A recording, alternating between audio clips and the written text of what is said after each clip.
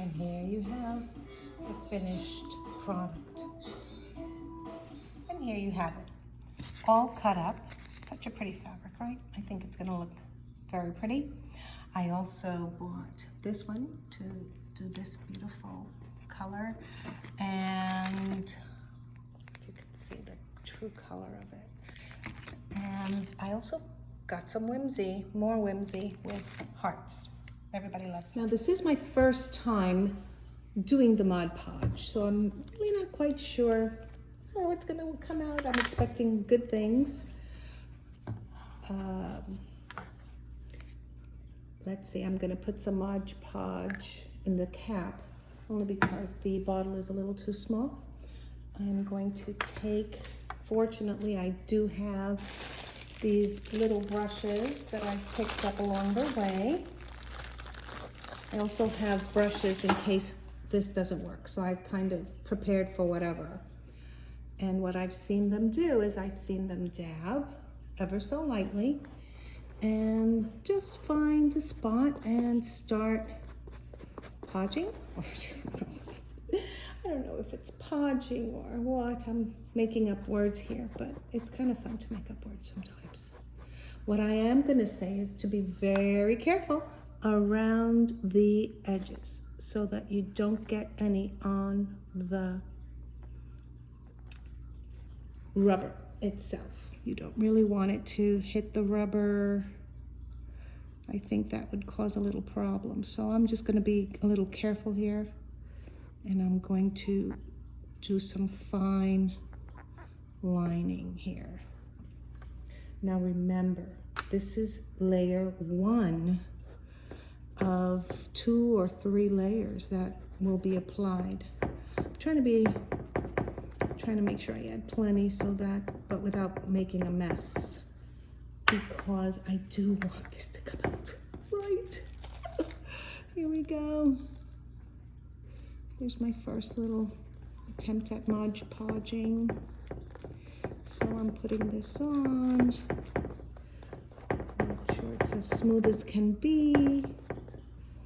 And Podge the Podgy.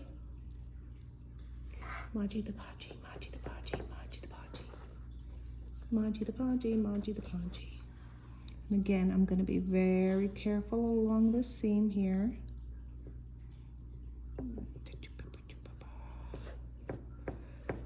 Oh, look at that. It does look pretty. I'm going to come over here and get this little corner that I did not Podge the Podgy. I like Podge the Podgy.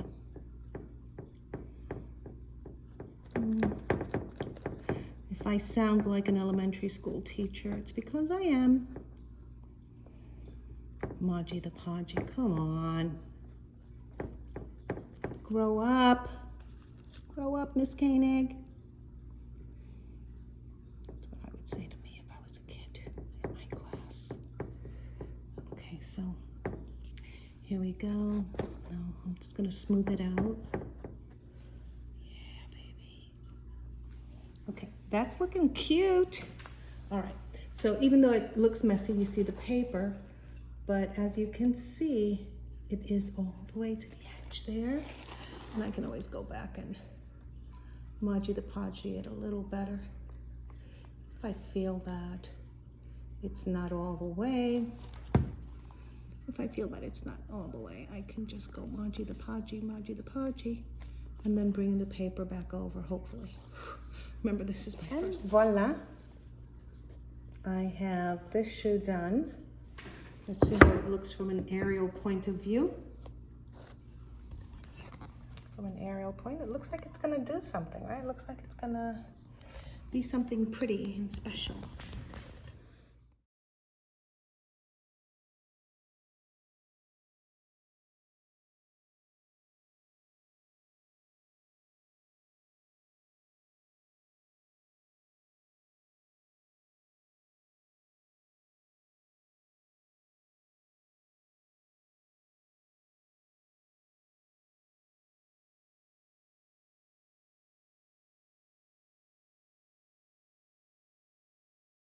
Voila, I finished my Podge shoes. I'm letting them completely dry, and at that point I will add a glossy Podge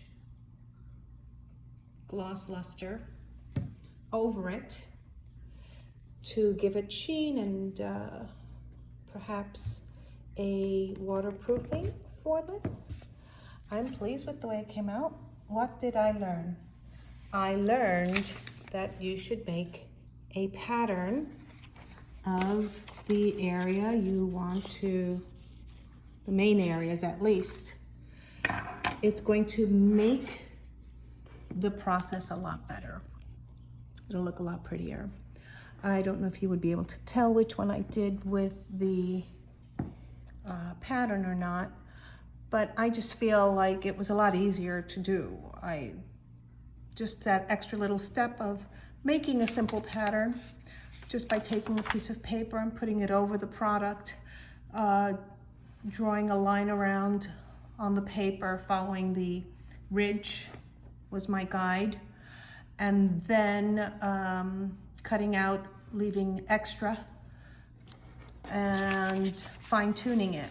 After that, once I put it on, I could see where I had to, you can see some mark here, where I had to cut and where I didn't have to cut.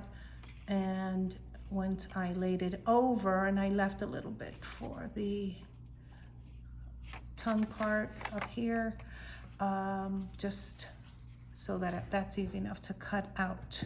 So now I'm going to gloss it. You have a finished product.